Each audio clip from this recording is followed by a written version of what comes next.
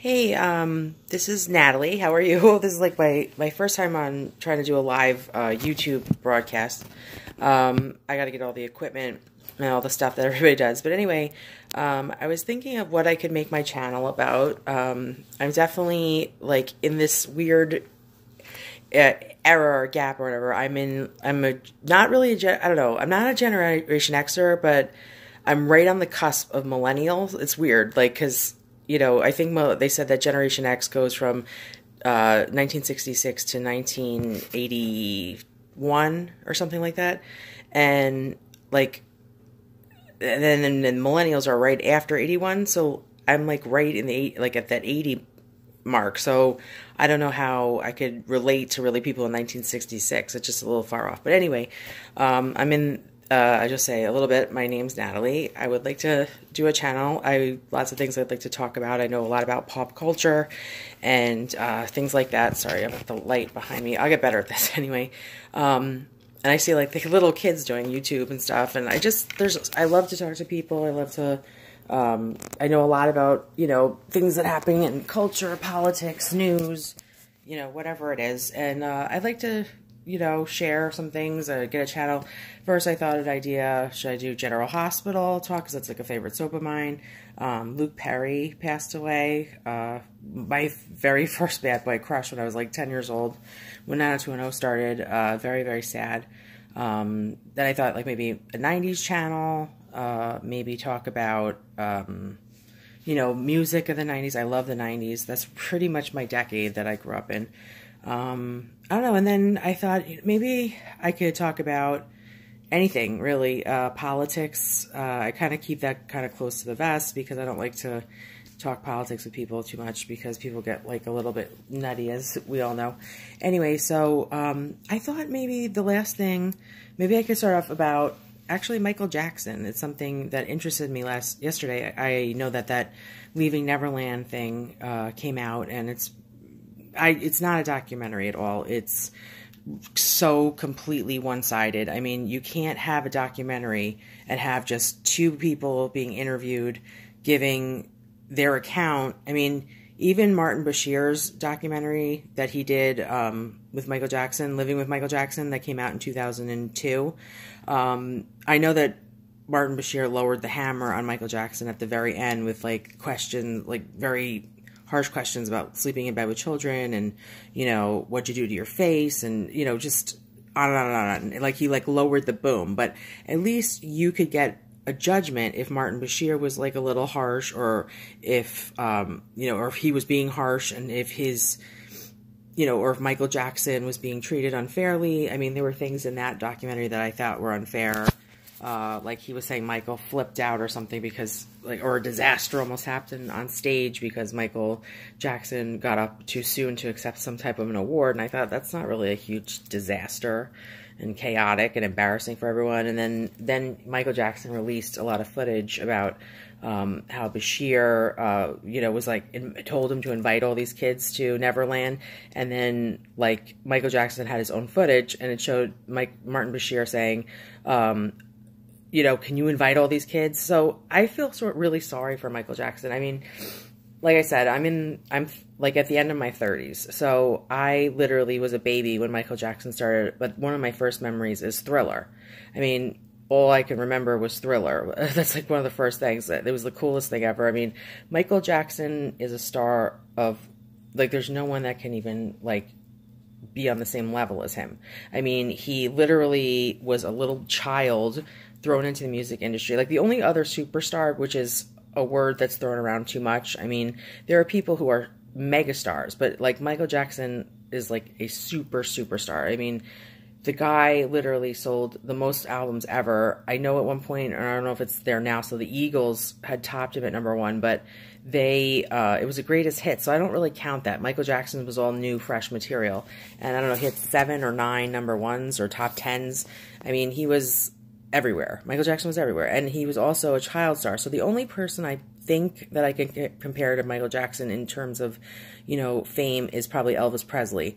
But and the Beatles, very, obviously with Beatles, but they had each other, so they had each other in that whole thing that they could all kind of take the heat from.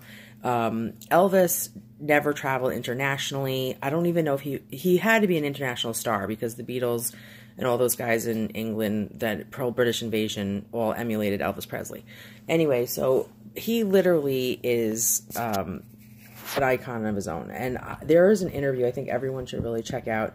It's a British journalist. I heard it yesterday. It was an hour and a half. Great listen. It's called Neverland Take Two. And the stuff is like mind-blowing about the first child that accused him of molestation. And this kid, literally, his father gave him sodium pentothal, I think it's called. It's the truth serum, but it was mistaken to be truth serum. It really isn't. It actually gives you a high suggestion. So the first boy, I mean, I think everyone knows the story pretty much, but there was so much that happened where Michael Jackson, basically Michael didn't want to pay him off, but he wound up doing so because he did not want to have to give a deposition because it was only being civil at this point, a civil suit. And he either could pay him off or, give a deposition, which is unfair because later it would be prejudicial. Like if he went to court later, if they found whatever and they wanted to charge him later, or make up stuff, whatever they do. I mean, over there, literally, it's not like a person going in, not having their testimony, pleading the fifth if they want to. He would have a deposition and it would be able to be shown in court, I believe, even though it's confusing with the non-disclosure agreements, because I remember like Bill Cosby recently, the judge had to open the NDA, and that because it was for the public or something, and that's really what nailed Bill Cosby, because in his deposition he talked about he did drug women, and that I think was what buried him. And I really do. But anyway, because it looked like there was nothing really because of the statutes and everything. But back to Michael Jackson, I really, really, I watched Leaving Neverland. I think it's a joke. It literally, Wade Robison was his first witness in the case, in the 2003 case, or 2005 with Gavin Arvizo. Now, Tom Mesereau is a beast of an attorney. He's probably one of the smartest, best attorneys around, criminal defense attorneys. And Michael Jackson, if he was raping and molesting this kid for 7 years, there is no way that a lawyer like Tom Mesereau, and by the way, they have private detectives and interviewers, everything, who talked over and over and over with Wade Robison. They would never put a kid on the stand. Michael would be crazy to put someone who he was molesting or having this relationship with for 7 years or whatever as his first star witness of the defense. And, and Gavin Arvizo, it was the same kind of situation. Like they felt dumped, the family, like the same as the first kid, Evan Handler's father felt dumped. And he wanted money, tried to extort Michael, and it's just awful. I mean, to know 100% if Michael Jackson molested a child, I'd have to be Michael Jackson or be the child. But as a person looking at it, I'd have to say no way. It's just not, no way. And I think Me Too has stirred this up. I mean, Wade Robison dated Michael Jackson's niece, Brandy Jackson, at the same exact time that he's saying that Michael was abusing him. Now, wouldn't she notice? And also, he says how Michael said that, women are evil and this and that. Michael hooked him up with his niece. He set them up. So if he thought women were evil and wanted Wade as his boyfriend or whatever, why would he hook him up with his niece? It doesn't make any sense. Also, Wade Robison tried to get into Cirque du Soleil.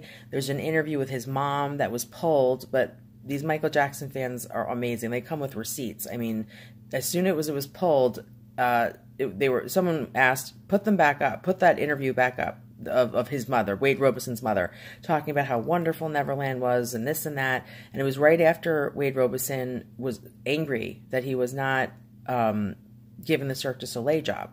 So his mom put up a video right before Wade decided to sue, and literally it was pulled down. This account was not even accessed for a really long time, and all of a sudden someone deleted it. And then I believe a journalist or a reporter who believes in Michael Jackson's innocence, or believes in his innocence in this case with Wade Robeson and the other guy, James Shafchuk, who literally looks like he's sweating on that Oprah platform. He looks like he's going to die. Like, the guy, I just don't believe them. And the guy, Dan Reed, I think he went on an interview with Piers Morgan, just very, like, arrogant, like, you know, someone, you know, he tried to say, like, look, there's other things that can be mentioned, like these guys are suing for a lot of money.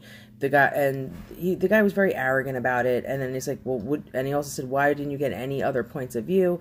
He says, I got Wade and James's view. And, you know, and he said, but isn't it unfair? Michael Jackson's dead. He can't defend himself. Again, said, well, I got Wade and James's view.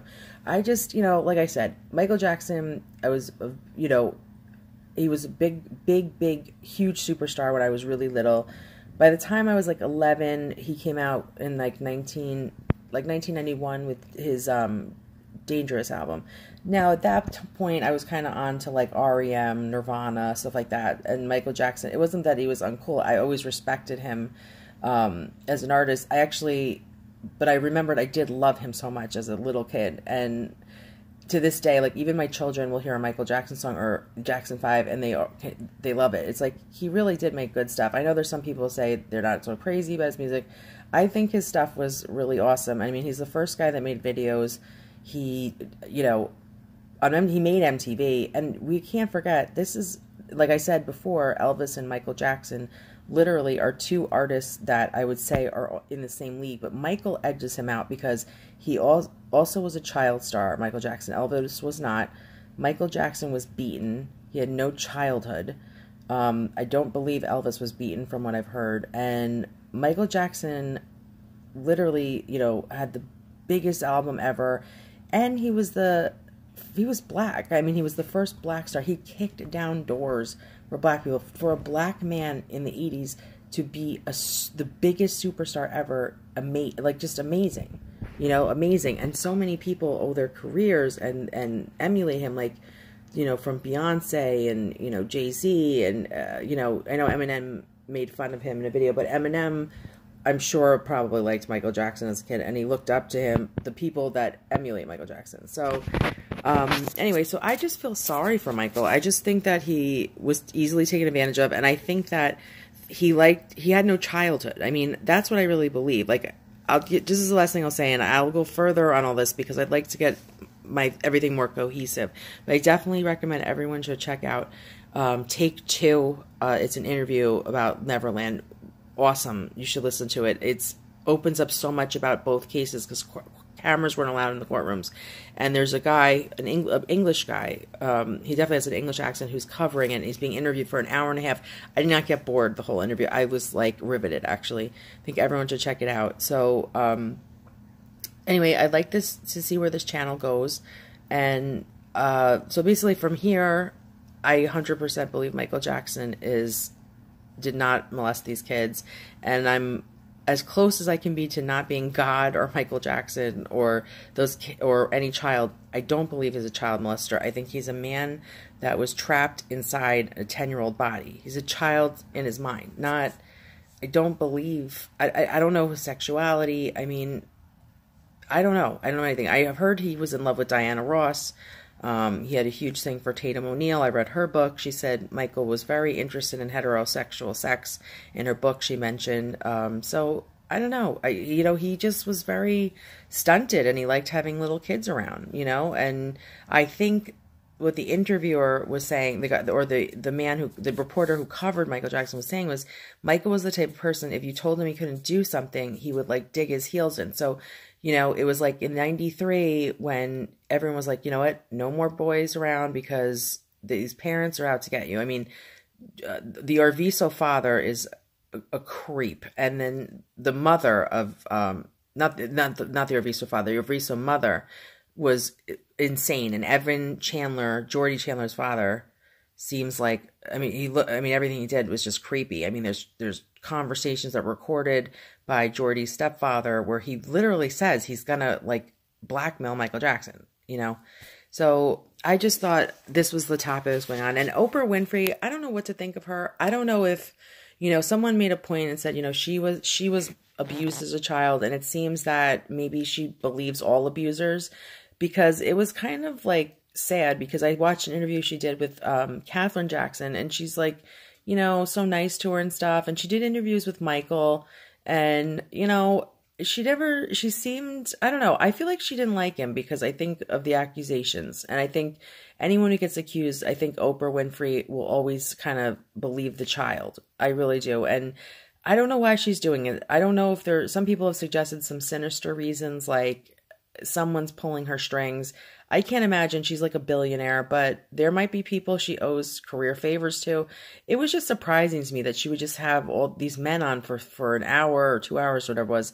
And I mean, everybody knows that it's a very one-sided tale. I mean, and it's interesting that the mainstream media is going along with it. Like, they're not interviewing Brandy Jackson. I mean, she was Wade Robeson's girlfriend and Michael Jackson's niece.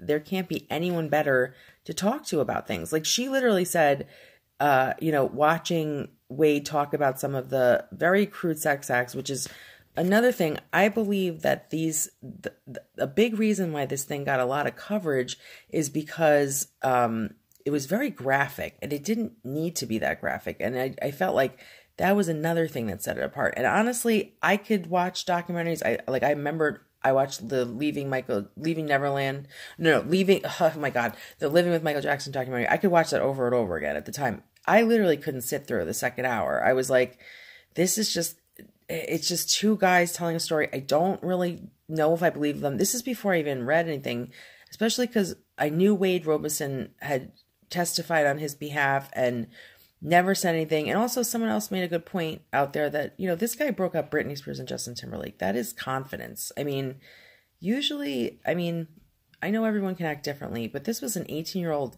guy that broke up Britney Spears and Justin Timberlake. Like, think about that. Like, at the top of her game. And Justin's game. I mean, like, at the top of her game for sure. Maybe not Justin. He was in NSYNC. He became even bigger as a solo artist. But that is confidence. And usually, a victim is not that confident, but or has some esteem issues. And this guy is all confidence. And like I said, why would he write in Michael Jackson's Opus book how he literally didn't just say like nice things like, oh, he gave me a career, blah, blah, blah. He said, this man showed me what pure goodness is. I mean, I don't know. Like, I'm just think to yourself, if you were abused, could you write that about your abuser after he's dead? Could you testify on his behalf knowing he is a child molester and this kid here, you're screwing him over? I mean, in Gavin Arvizo in 2005, I don't know. It's very weird to me, the whole thing. So I think you guys should, like I said, check out that. And anyway, so this channel, I don't know, I wanted to start off, I thought I want to do General Hospital, which is my favorite soap, only one left. It's very sad the soaps are gone. 90s culture, I thought about talking about. Anything in 90s culture I thought would be fun to talk about, like anything. Because I literally get like the chills if I hear any 90s songs. I was watching Scream the other day. That brought back memories. Like, the 90s were awesome. Maybe I'm like my parents who were about like the 70s when I was in the 90s, how they're like, this music was great. But I remember my mom being into stuff of the 90s. So I don't know. I watched the Kids' Choice Awards with my kids last night, and I don't know. I was like, this is it. This is what's going on. It's like, I don't know. It's just interesting. Like, I don't really know who anybody is, and I don't know, it's reality stars, which is the way life is, I guess, but it's just not the same. And I just wonder what's going to happen. I don't know, to me, culture and, great music, great television, great everything, I feel like it started dying around 2000, in my opinion. That's my opinion. Maybe other people think great stuff's happened. But anyway, and like I said, I'm sandwiched between Gen X and a millennial, so I don't know what, I feel like I'm more a millennial. I really, because I'm like right there on the cusp with that 80-81 area. So, anyway, I hope you like, share, subscribe. I hope you find it. So basically this was a Michael Jackson conversation because that was kind of what was on my mind. And maybe I'll talk about other things. Maybe we'll go other places, but I'd love to connect with other people on YouTube, hear your comments, have conversation, whatever. I'm just trying this out. So Thank you for listening. My name's Natalie, and I hope you have a great night. And I was trying to get this up on March 24th before midnight because, I don't know, I just wanted to try to get it up today. Anyway, so take care, everybody. So like, share, subscribe, and we'll see if I get this channel going further. All right, take care. Bye.